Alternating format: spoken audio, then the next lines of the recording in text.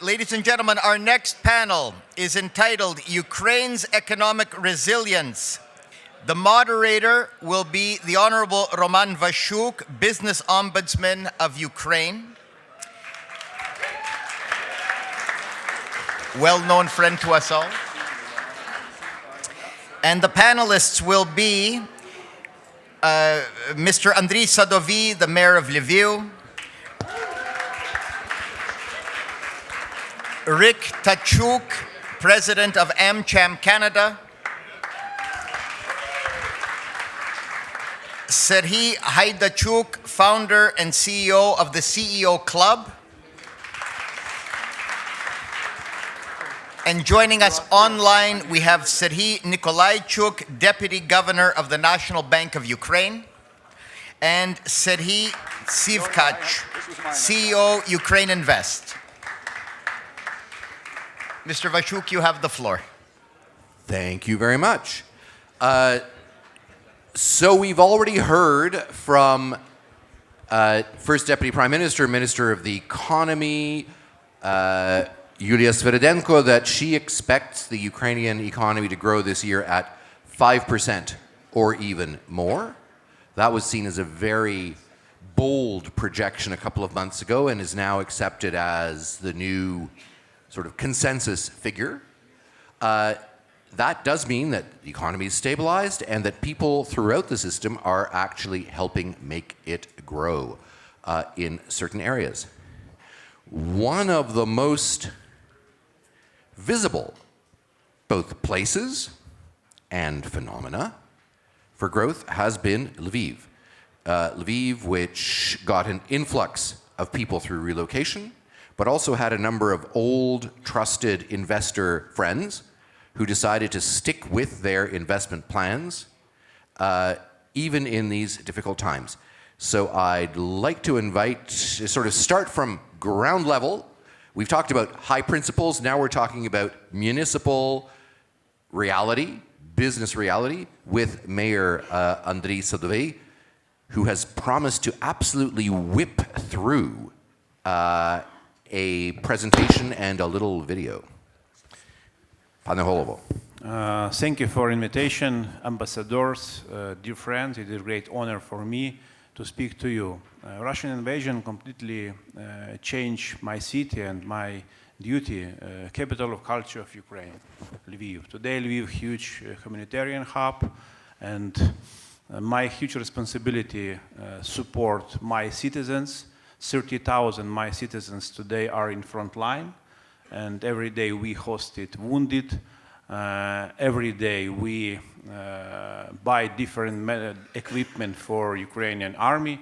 In this year, we reserve in budget city 2 milliard hryvnia for Ukrainian army, and we long time hosted a business from east, relocate.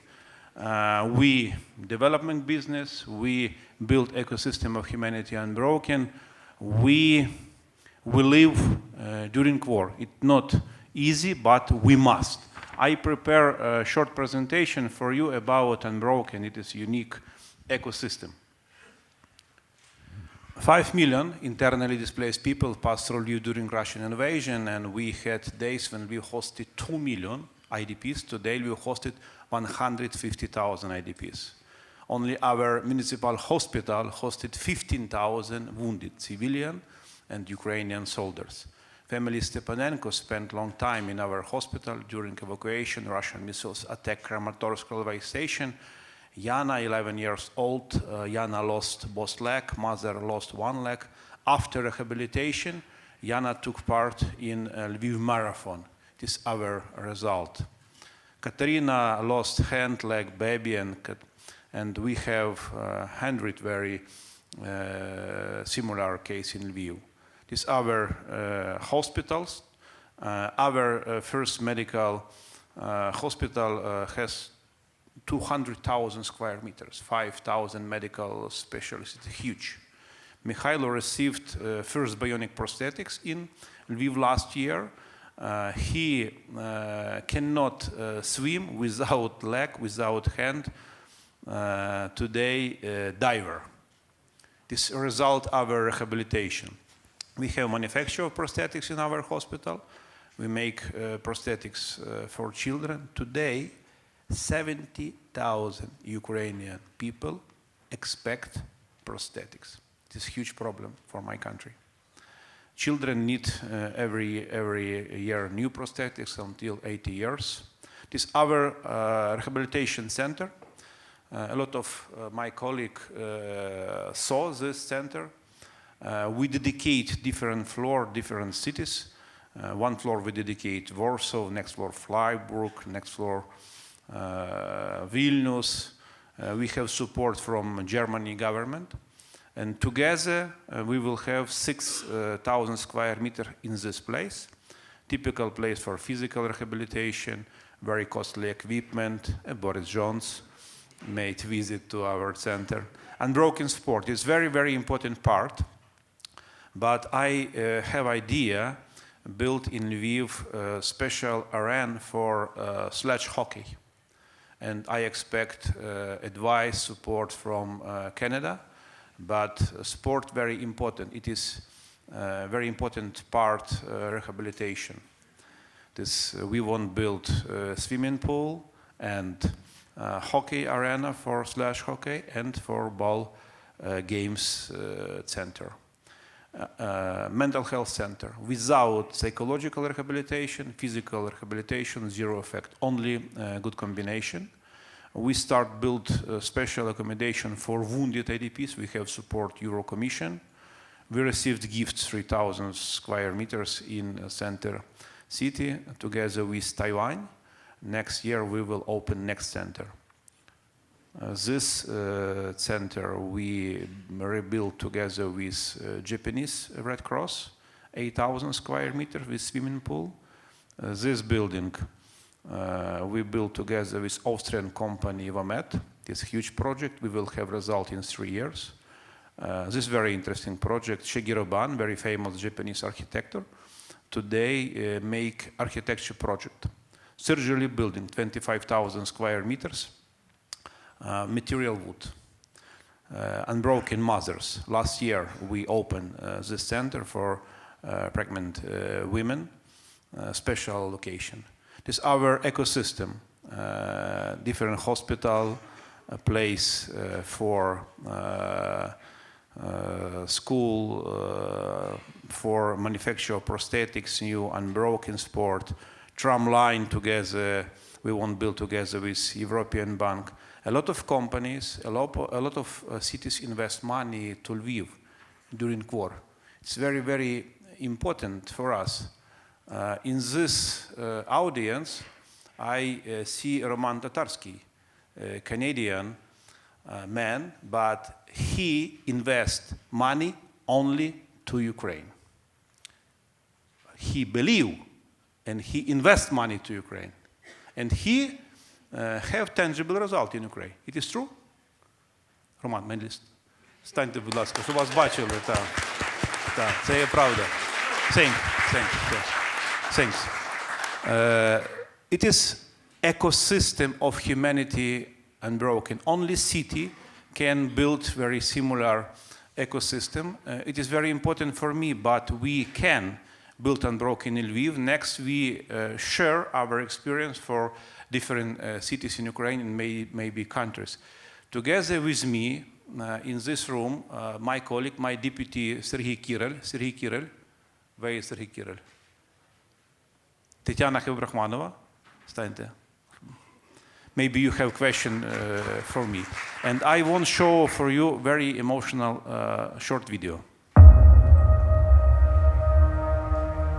Привіт. Я Сергій. А це Юля. Ми познайомилися у комп'ютерній грі. Але в реальному житті ми вперше зіграли разом аж через 3 роки. Тоді я вже був в армії. Ми святкуємо Різдво, і це дійсно диво. Сильна кровотеча, розірвана легеня. Я вижив. І Юля знайшла мене. Ми одружилися в лікарні.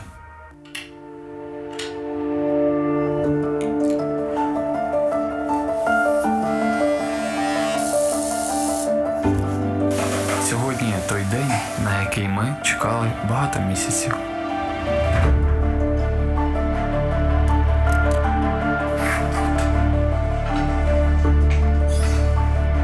Я погано виспався, але це нічого.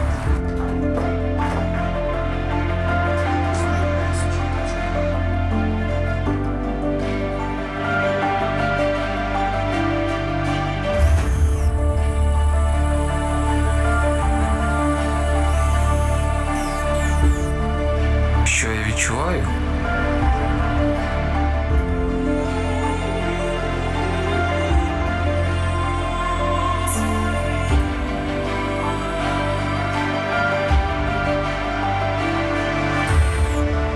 Ось тепер все на своєму місці.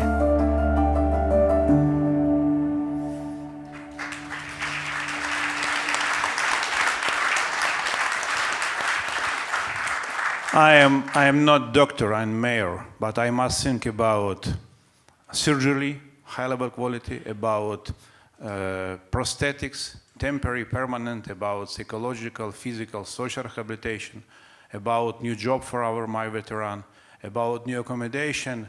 I believe in my country. I believe in our victory. You believe in our victory. We must build our victory together.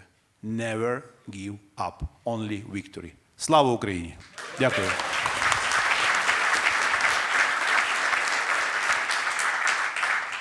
Thank you, Mr. Mayor, and you have modeled the sort of can-do attitude that brings together the humanitarian, the medical, the business, the municipal governance aspects. That needs leadership, and leadership comes from CEOs. So, Mr. Haidaichuk, Ukrainian business has had to be self-reliant to survive the past 30 years, never mind the past couple of years, which actually turned out to prepare it well for persevering through this all-out war.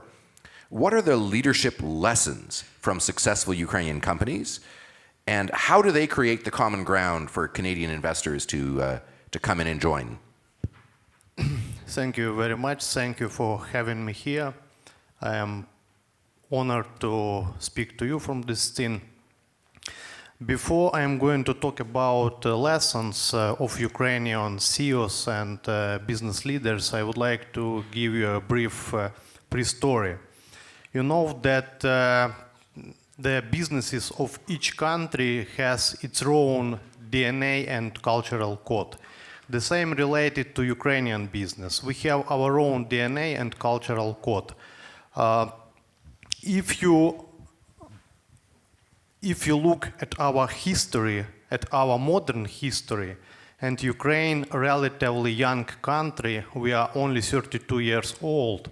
And if you look back over the last 32 years, you will find that this was a constant period of struggling for our independence against Russian Empire. This was the whole period of challenges, problems, crises. Just have a look more deeply. Over the last 30 years, we had a collapse of Soviet Union. We had these gangsters' 90s. We had privatization. We had several revolutions, several economic crises. We have pandemic. And over the last 9 years, almost 9 years, we have this dramatic period of war. And when the war started, this was the period in which Ukrainian businesses were formed. This was a period of challenges, problems, and crises. And we emerged, we survived, and we learned how to be successful in such conditions. And when the war came, I'm talking now about full-scale war that started after 24th of February. We were moreover prepared for that. Of course, we had to act differently. We met very tremendous challenges. We had to solve a lot of very difficult problems. But nevertheless, it was, I would say, we were prepared for that. And I just today had breakfast with my colleagues from CEO Club. There were Vadim, CEO from Dobrobut, Olga from Vodafone, CEO, and Alexander Kosovan from Makpo. They are managing very large companies in Ukraine, and I asked them, what were your main lessons of this hot stage at the first weeks of the big invasion? And they shared 5 key lessons. First lesson, role model. You have to be role model. You have to be with your people on the ground. Those of them who were abroad, for example, Alexander Kosovan, he came back to Ukraine. Those of them who were in Ukraine in that moment, but had, I would say, passport of USA, for example, Vadim, he could go back to USA, but he stayed in Ukraine. So the first lesson, you have to be with your team. You have to inspire them. They have to see you every day. This was first lesson. And those leaders who stayed with their teams, today they are prosper. Today they have bigger success than others. Second lessons, making decisions and trust. In the situations of absolute chaos, of turbulence, unpredictability, you can't make decisions on the previous base. You have to delegate everything to the lower levels. You have to delegate everything to the bottom because you have to trust to people. Because in this situation, the only way to survive, you should make a lot of decisions each moment, even sometimes each second. And you can't do this as a leader. So you should delegate all the decisions. Fourth, or third. It was your people, your team, it is your first priority, not business. You shouldn't think about your business, about your processes. You shouldn't think about your people, about your team. You should support them. And Alexander Kosovan and others shared today that they gave everything to their people. They supported them with everything what they could to support. And after these almost 2 years, it's converted even in more loyalty, in more trust, in more success for their companies. And fourth, communication. Communication, as our president, in the situation of unpredictability, you don't know what will be the future in 2 hours. So it is very important to secure this communication channel all the time. And our president every day in the evening reported to the nation what happened today, what is the situation, etc. The same with all the leaders and with all the CEOs. We had to communicate to our teams on the permanent base, not once a week, not even once a day, but several times per day. And fourth, and maybe the most important, in the situation of such dramatic and scale war, you should give to your people some hope. You should give them big idea and big sense why they should stay, why they should fight, and sometimes why they should die. And it was a responsibility of business leaders. They should provide this big sense every day. This is the story of Ukrainian businesses. We survived over the last 32 years, and I think we will build a great and very successful country. And today, many of my colleagues have a very good business, even in such situation. And that is why it's a good time to come to Ukraine and to build business together. Because there are, I would say, 5 arguments why strategically importantly and strategically beneficially to come to Ukraine today during the war. First argument, because those who come first, they got everything. Better assets for better prices, lower operational costs, more flexible local partners, support from our authorities at all levels, etc. Second argument. Ukraine today has a world-known brand, very strong brand. We have interest from thousands of companies from all over the world who would like to come to Ukraine after the war. We have interest from millions of tourists who would like to come and see this nation and this country. We have support from many governments. So our strong brand will be converted in our economic success. Third argument, I think it will be the biggest economic game in the Europe after the Second World War, maybe in the world. That is why those who would like to earn a big amount of money should come. Fourth argument, we are going to be part of European Union, and this is one more big economic game. We will be part of very big market, 500 million clients, I would say. And fourth and fifth and the most important argument why you should come to Ukraine and why we are going to be successful. This special argument or element was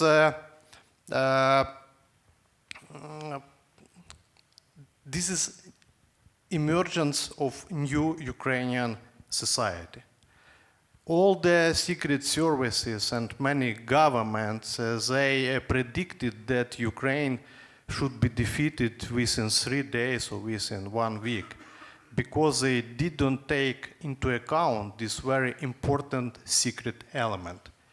Over the last 10 years, new Ukrainian society emerged. A lot of young people, well-educated, global-thinking, patriotic people grows in Ukraine. And it helped us to create thousands of horizontal communities and groups when the enemy came to Ukraine in order to resist. And it was unpredictable for many. And this is that element that will help us to implement all the previous elements. If you have such a strong, new, young society with strong desire to build successful country, so we will be successful. And if you would like to get all the benefits, you should be first. Thank you.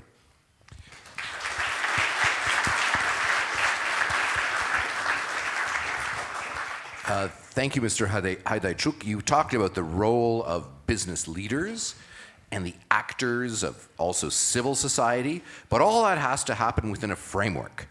And in the case of the economy, it's the macroeconomic framework. And the people in charge of the macroeconomic framework are the National Bank of Ukraine. And we have with us Deputy Governor Serhiy Nikolaichuk. Deputy Governor, wars are often associated with macroeconomic and monetary chaos. If you think back, for example, to the Balkan Wars of the 1990s, they were accompanied by hyperinflation, by all sorts of dysfunction. But in the case of Ukraine, your central bank and the government have together kept the currency stable, the banks operational, probably not even down for a day, the electronic banking system in Ukraine. What's been the recipe for that resilience? And how has financial support from partners like Canada contributed to that?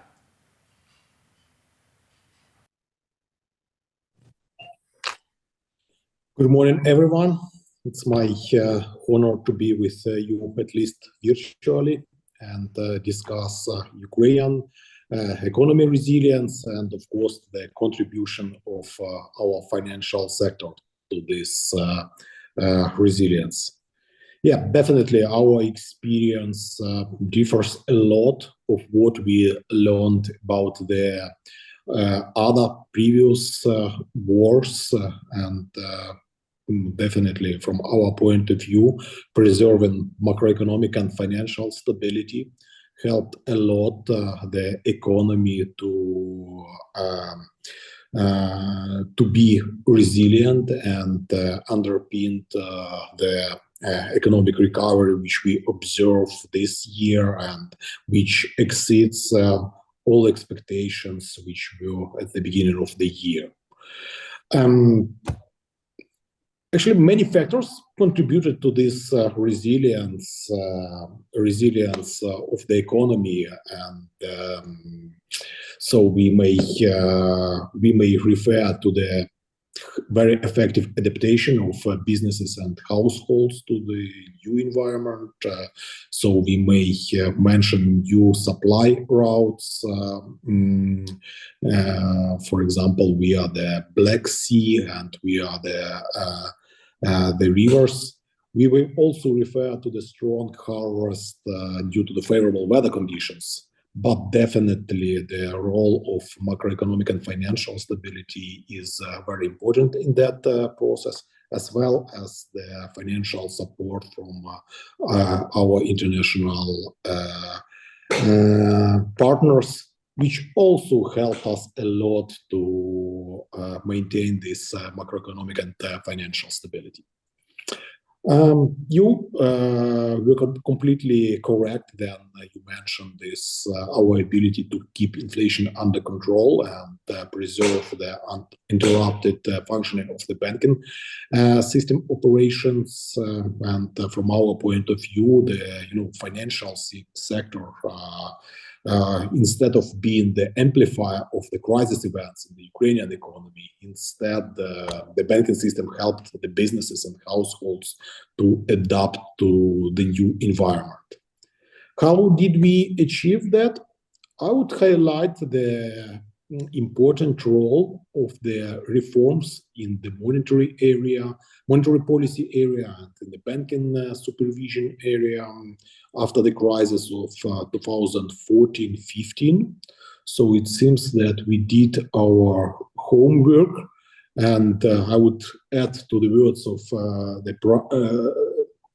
the previous speaker, of Sergey, that we have now the new generations of businesses and the young people. But at the same time, we also have, I would say, the new generations of technocrats in different branches of government, including the central bank. And again, that helped us a lot to implement reforms after the crisis of 2014-15 and prepare ourselves to the new challenges and respond effectively to the challenges brought by the full-scale Russian invasion. Looking ahead, I would like to underscore the NBU's commitment to maintaining the price and financial stability under any conditions. Actually, that is very clear message which we sent this year by updating our NBU strategy for wartime and post-war recovery. So our monetary toolkit has had to adapt substantially to the new reality, and we do a lot of innovative actions. And a month and a half ago, we moved from the fixed exchange rate to the more flexible framework. And so far, it goes very smoothly, and we consider that help us also to react even more effectively to the changes in the environment. Also, we have the new program with the IMF, and which was able to which we and were able to launch under the support of international partners, because the important part of this program are the financial assurances from the international partners, which used to be $115 billion under the baseline scenario for the 4 years program. And also, I would like to highlight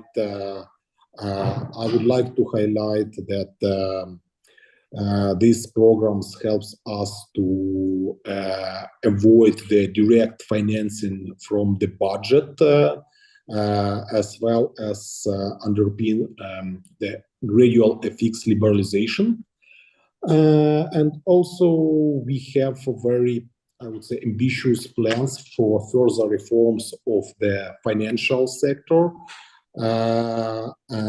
We recently updated the strategy for financial sector development with other regulators, and we focus actually our efforts not only on maintaining the financial stability during the wartime, but also we work hard in order to align the regulation of our financial sector with EU standards and provide additional efforts for the financial sector to be the driver of the economic recovery in the post-war environment.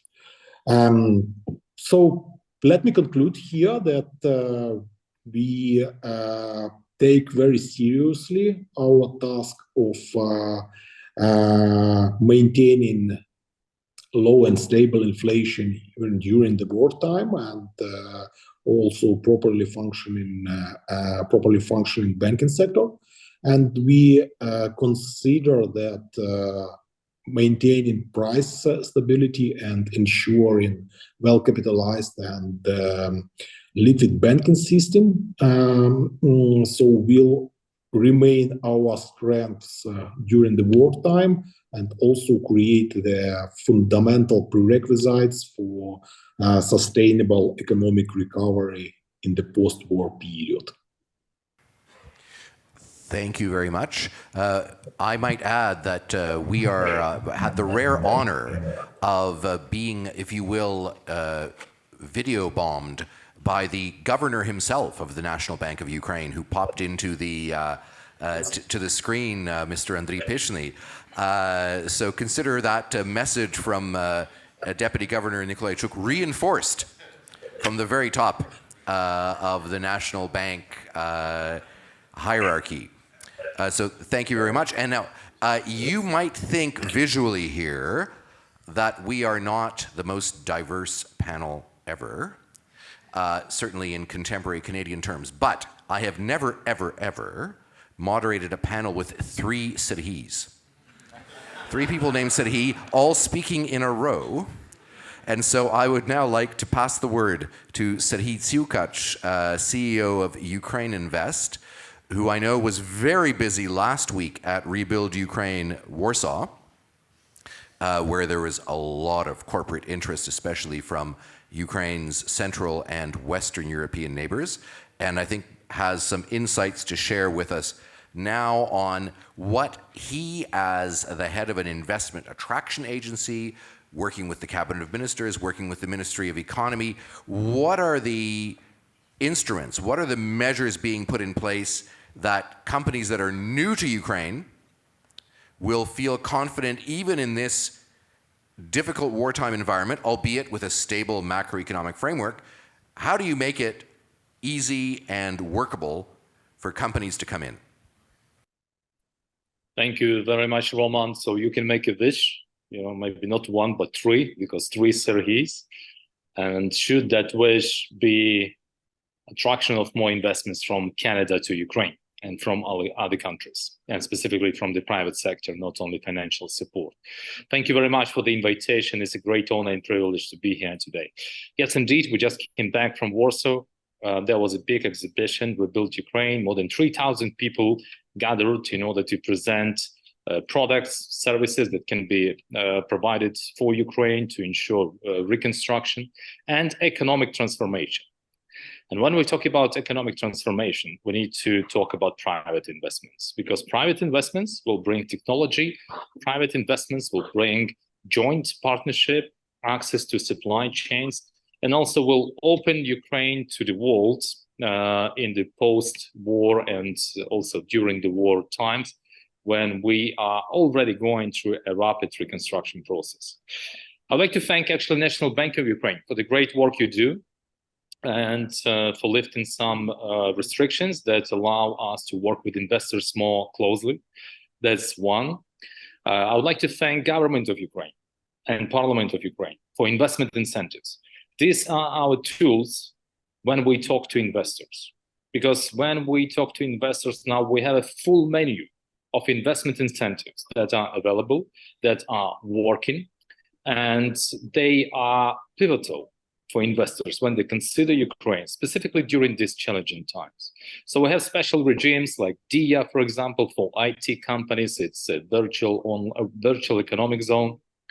We have laws on industrial parks that would allow companies to get relief from corporate income tax for 10 years, not paying duties on equipment that will be brought to Ukraine, also full or partial compensation of interest on loans or financing that will be provided by state and support subsidized by state. But the very special program that comes to my mind, it's support for investors under the law on state support for investments with significant investment projects. This is the law is called on investment nannies for some reason. So this is how people recognize this law. But in reality, it's a very deep and comprehensive investment incentive mechanism. So if a company will invest at least 12 million euros in Ukrainian economy, and the spectrum of sectors that could qualify on the criteria of this law is very vast. All processing industry, waste management, logistics, healthcare, courier services, postal services, even tourism, biogas, biomethanol, exploration with some limitations. So, it's almost all sectors of Ukrainian economy that qualify. Then this company could get up to 30% of state support of the capex of investment in this specific project. And this 30%, they are combined from a number of incentives. So again, exemption from corporate income tax for 5 years, custom duties relief for new equipment that will be brought to Ukraine to implement this project. Also, a land can be given without an auction by municipality or by state, free of charge or at a zero lease price. And very importantly, that investor will get a special investment agreement with the government of Ukraine that will last for up to 15 years. It's a very strong de-risking mechanism. All business conditions will be stipulated in this agreement at the moment when it will be signed. And if there will be regulatory updates not in favor of this specific investor, they will not apply to this project for the duration of this contract. Also, investor can choose applicable law that will apply to this contract, or dispute resolution mechanism that suits investor better. This investment project should be implemented within 5 years from the signing of the agreement. And now we have passed the law on amendments to this system. We don't need to wait until this agreement is signed, until you can start investments. You can start your investment, and then within 18 months, you can apply to the government of Ukraine and get all these incentives. Very importantly, that as a part of this package of incentives, investor can be compensated for construction of engineering grids, electricity, gas, water supply, railway, and roads. And budget of Ukraine foresees, and this money were already included in the budget of Ukraine, there will be 3 billion hryvnias. It's approximately $80-90 million, depending on the currency rate, that already allocated for compensation of such costs for investors. So this is not just a legislative provision, it's already practical thing that is available to investors. Since beginning of the war, I mean full-scale military illegal invasion of Ukraine, we have supported projects for more than $1 billion. Very importantly, that we see not only new investors that are coming to Ukraine and planning investments, we see existing investors that were working in Ukraine announcing new projects. Companies like Bayer, Nestle, Cerzanit, they already making investments. Last year, during your conference, I mentioned Project Kingspan. So I'm glad to tell you that the project was increased to $300 million at least, and they're already going into very practical stages beginning January 2024. So these projects are being implemented in Ukraine, and I will repeat one thing that I mentioned in Warsaw, and I hope Ambassador will allow me to do that, about business risk.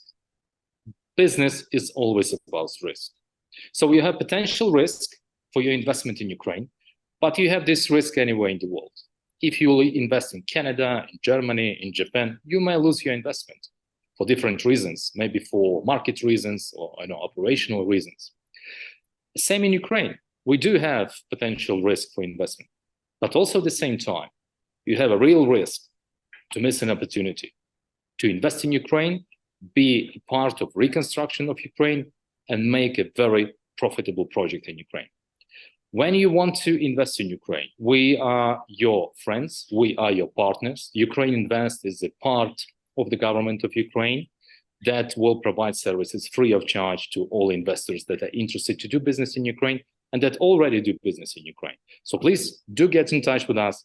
We will explain to you which projects are available. If you need to be put in touch with central or regional authorities, we will do that. If you need to find a local partner, we will do that. If you need to get state incentives for investments, we will arrange this for you. So you will apply in a proper and a good manner in order to get this from the first time. So welcome to Ukraine. We waiting for investments from Canada in order to make joint profits. Thank you.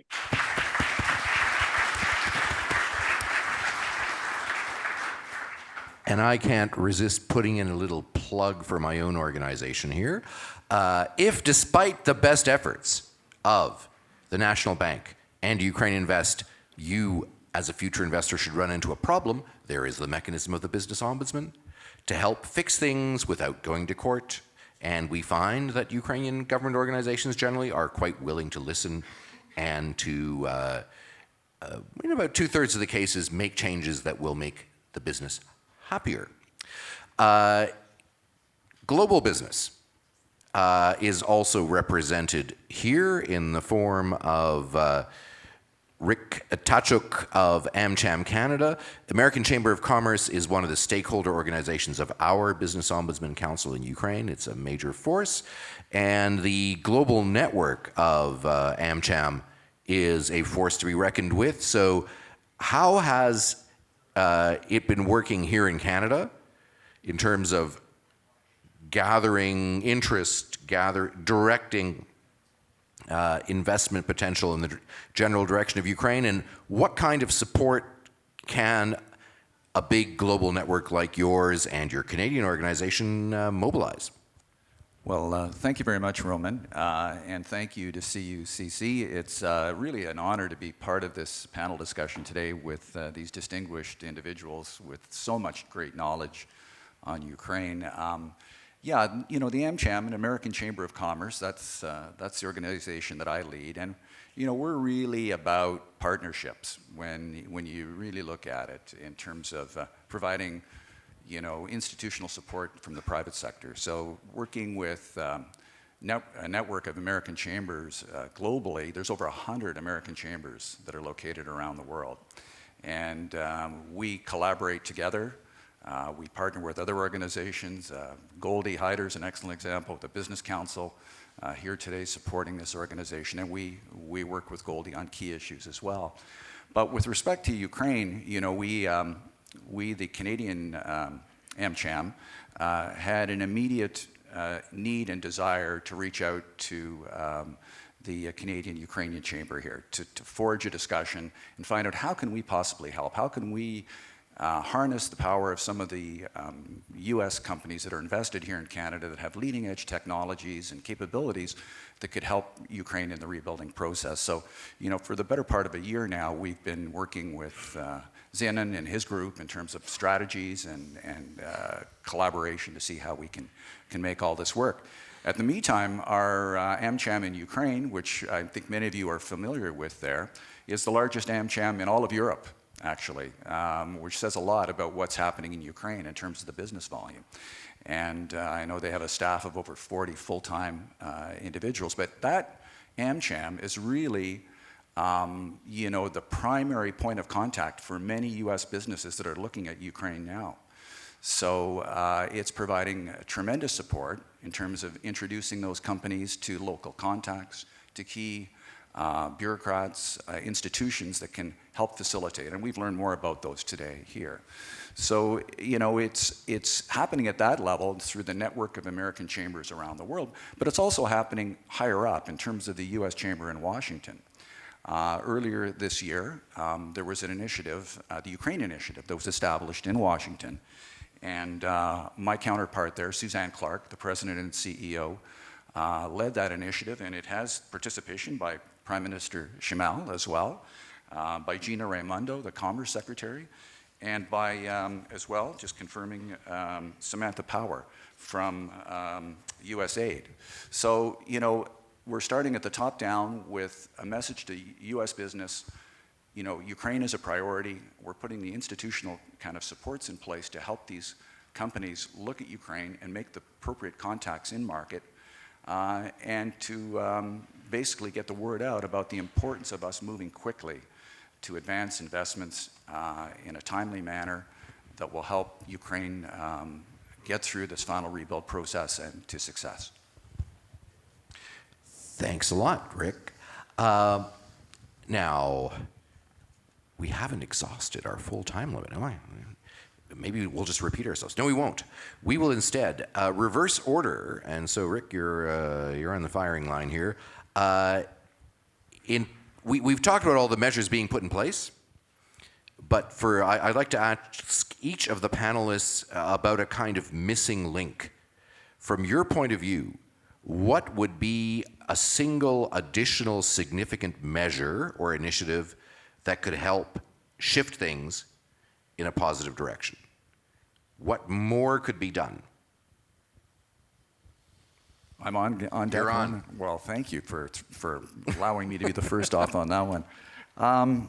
Well, clearly we need more engagement on a global scale. We've seen some very positive developments over the past few months in the United States. President Biden has appointed Penny Pritzker as his special representative for the rebuilding of Ukraine. And, Penny, for those of you who may not be aware, was a former Secretary of Commerce. She's an accomplished businesswoman, has a global network, and she's a venture capitalist.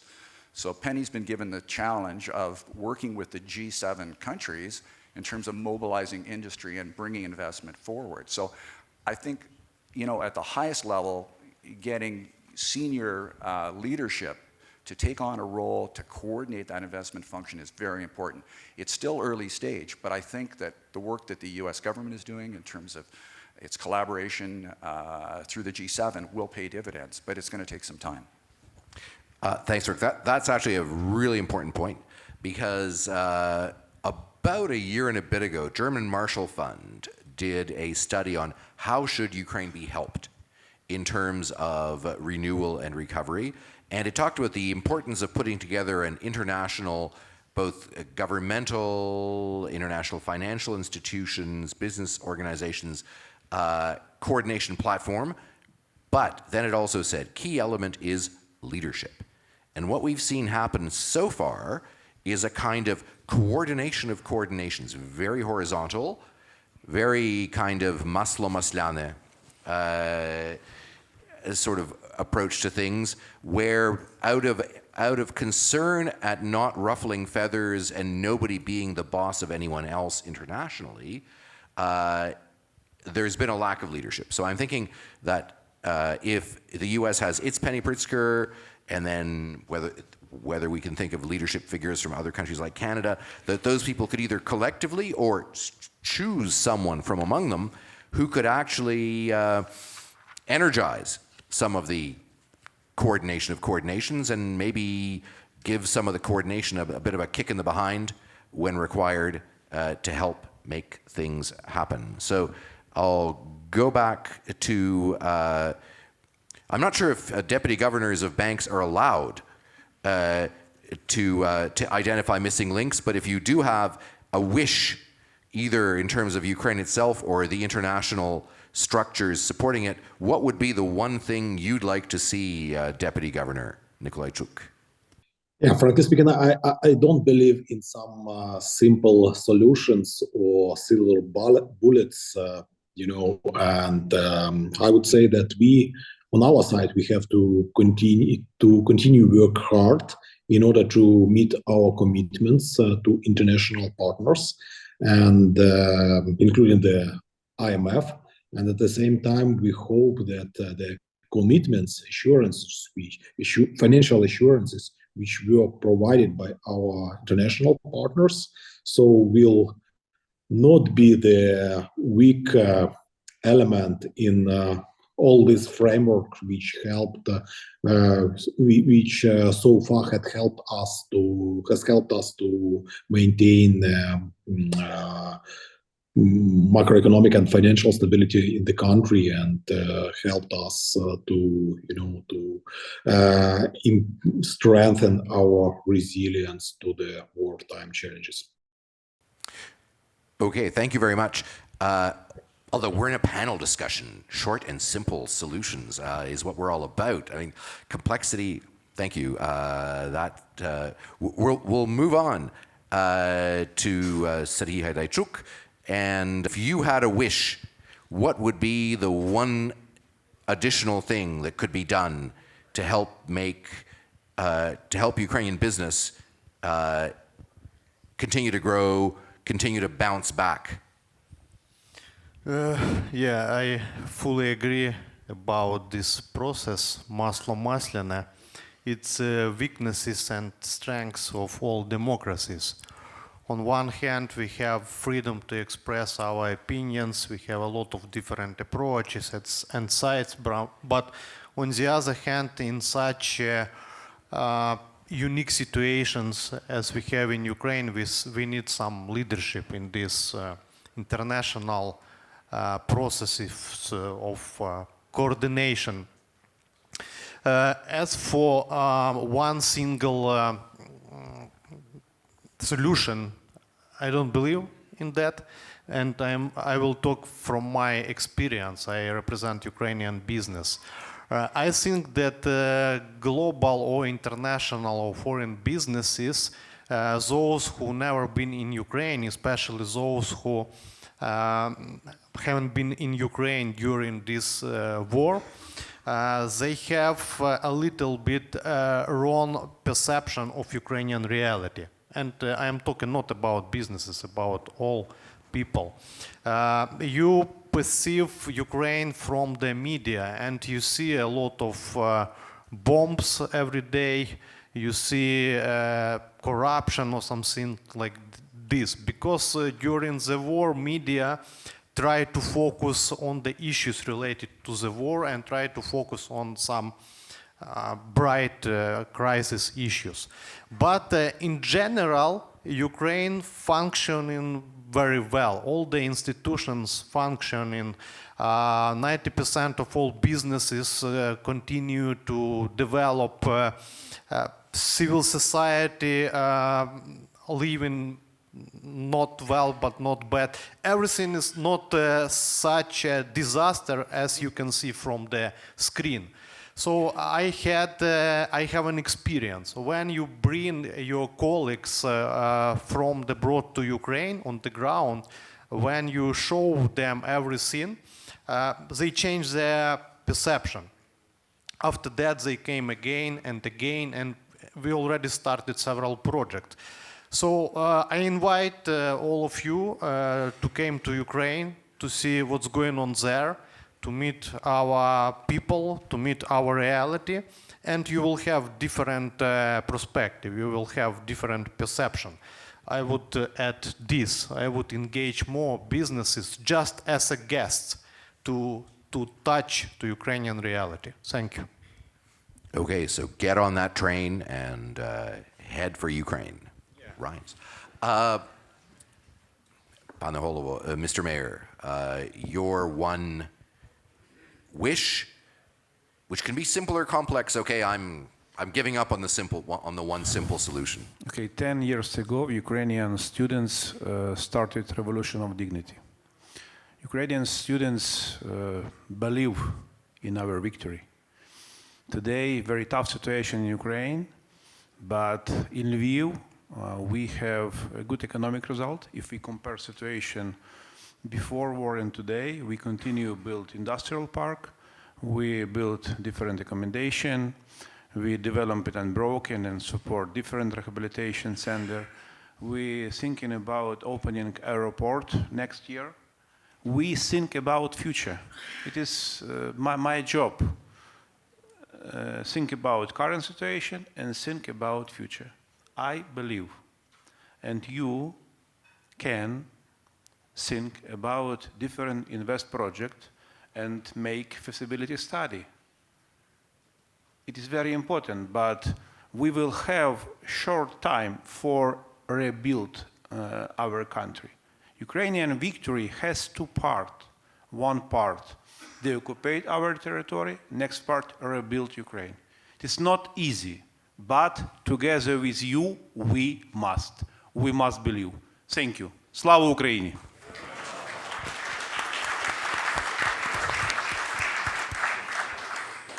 So I'd like to thank all our panelists. I think you've both told some inspiring stories of how municipal leadership, corporate leadership, international networking, government working to facilitate investment, central banks working to keep the show on the road by providing a firm framework. All of that working together can create a situation where all the people here can have a realistic shot at engaging in Ukraine, investing, and having mutually rewarding, mutually profitable experiences in a Ukraine that is heading into the European Union, which is a game changer. It's probably the big game changer. I think people in Canada, it's kind of almost hard to fully appreciate how much of a game changer that is. That means that all the stuff that we've been talking about here has to be real. It will be vetted, tested, examined to make sure that it isn't just declared, it's being implemented. And so I think you have the assurances of a distinguished panel here, but you also have the institutional assurance of a Ukraine that is really engaged in European integration as the firm foundation for investment decisions that you and your friends will be taking. So thank you to all of you for listening, and thanks again to the panel for participating. Thank you for your job. Well done.